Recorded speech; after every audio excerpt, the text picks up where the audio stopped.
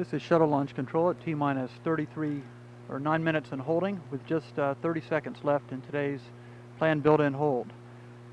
At this point, the heaters inside the boosters are being turned off in preparation for launch, and our booster test conductor, Harvey Cohen, is confirming proper levels of hydrazine inside each of the booster's hydraulic power units. We're just 10 seconds away from picking up the launch countdown and continuing forward for launch of Columbia on time at 9:51 this morning. 2, 1. Mark. Countdown clock is now at T-minus 8 minutes, 56 seconds, and counting. The ground launch sequencer has been activated, and the STS-55 terminal countdown is underway. All of the countdown events are now being handled by the ground launch sequencer up until T-minus 31 seconds, when the responsibility for the countdown is handed off to Columbia's onboard computers.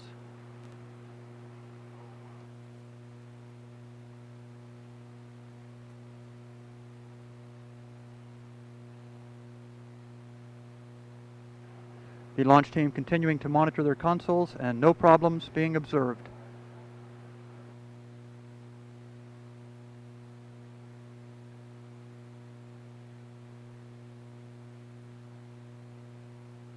PLT OTC. Go ahead. Configure fuel cell essential bus source switches. That's in work.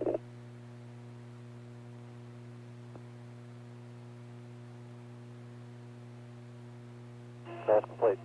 Copy. Houston flight controllers have sent their stored programs to the Shuttle Columbia to assure that we have compatible antenna frequencies to support the mission. All continuing to look very well.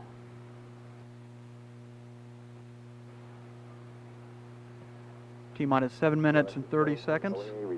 The ground launch sequencer has initiated retraction of the orbiter crew access arm away from Columbia. The access bridge could be positioned back in place in just 15 seconds if the need were to arise. T-minus 7 minutes, 12 seconds, and counting.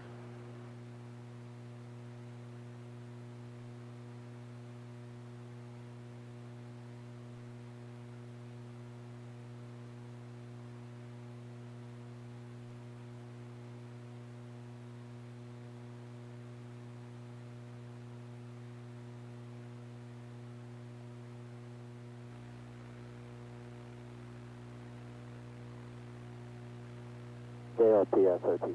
JRPS. Start your APU and hydraulic strip chart recorders per the clock. Copy.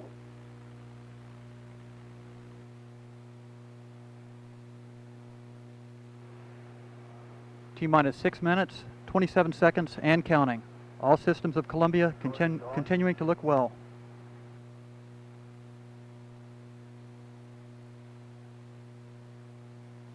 PLT OTC. Go ahead. Perform APU pre-start. APU pre-start's in work. Orbiter test conductor Mike Key has just instructed pilot Tom Henricks to perform the auxiliary power unit pre-start procedure. Henricks will be setting the switches in the cockpit to put the auxiliary power units in the proper pre-start configuration. Auxiliary power units will start at the T-minus 5 minute mark in about another 40 seconds. OTC, CLT, break right talk back. These auxiliary power units provide the power to the hydraulic pumps that control critical tasks like the movements of the orbiter's elevons, the rudders, the speed brakes, the landing gear, and the main engine thrust vector controllers. Mission Control has just transmitted a signal to start Columbia's onboard flight recorders in preparation for flight.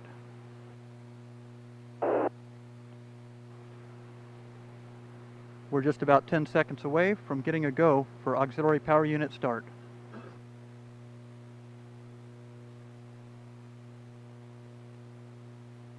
Okay, let's just go for orbiter APU start. PLT OTC, perform APU start. Starting the APUs. And CDR OTC, reconfigure heaters. Orbiter test conductor Mike Key has given pilot Tom Henricks the command to start Columbia's auxiliary power units. Henricks replied that it's in work. CDR heater reconfig is complete. Copy. OTC, LT, the APUs look good. Copy that, thank you. And Tom Hendricks replying that the auxiliary power units look good. Just 4 minutes and 20 seconds away from launch of Columbia.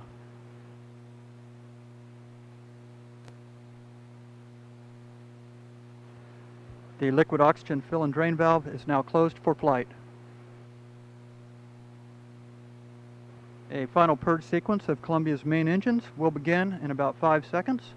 The chamber coolant valves on the main engines will be open to prepare for engine ignition.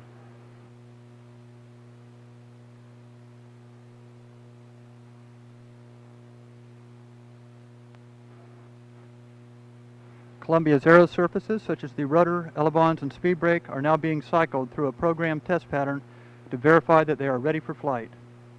T-minus 3 minutes, 35 seconds, and all continues to look good. We have now transferred over to internal power and are switching off ground power to Columbia. At this point, the orbiter is being powered by its onboard fuel cells. All aero surface checks are complete and reported to be in launch configuration. Columbia's 3 main engines are now being gimbaled and being cycled through a steering check. We're approaching the launch minus 3 minute mark in the count and looking to soon begin flight pressurization of the liquid oxygen tank. T-minus 2 minutes, 55 seconds. LO2 pressurization. And we have a go for retracting the gaseous oxygen vent hood away from the external tank.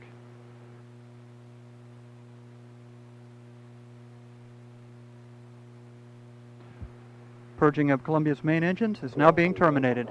Clear caution and warning memory and verify no unexpected errors.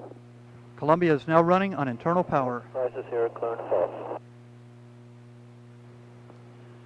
Orbiter test conductor Mike Key requested pilot Tom Hendricks to clear the ship's caution and warning memory system, and Hendricks has completed the task. 2 minutes and 15 seconds away from launch of STS-55.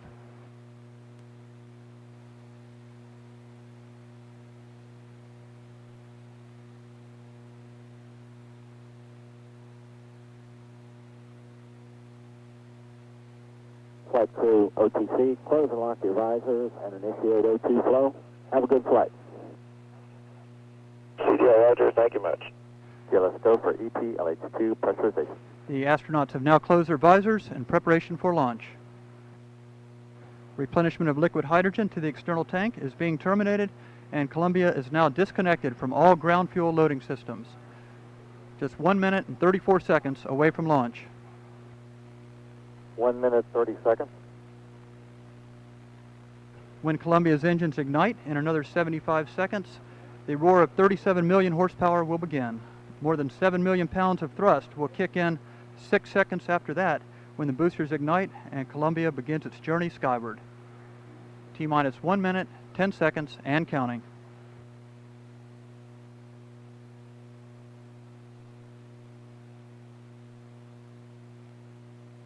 One minute. The ground launch sequencer has verified that Columbia's 3 main engines are ready for ignition. The heaters around the joints of the solid rocket boosters have been turned off.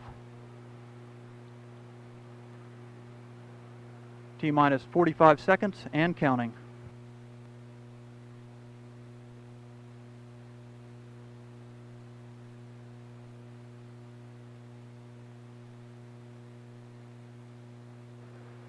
T-minus 31 seconds, and we have a go for auto sequence start. The handoff has occurred, and Columbia is now in control of its own launch countdown. T-minus 22 seconds. 20. Columbia's vent doors are configured for launch. T-minus 15, and we're coming up on a go for main engine start. 10.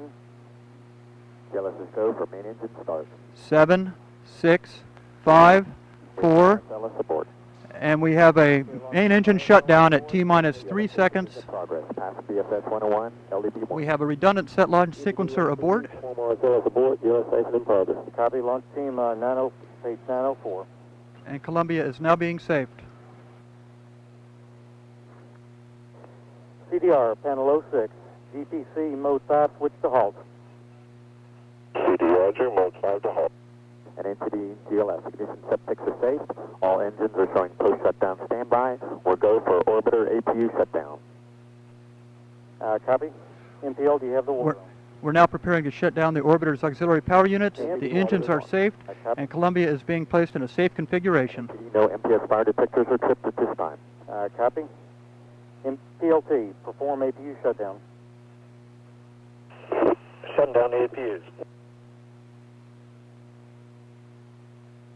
And CMPL and C-logs, verify lock fleet path is established.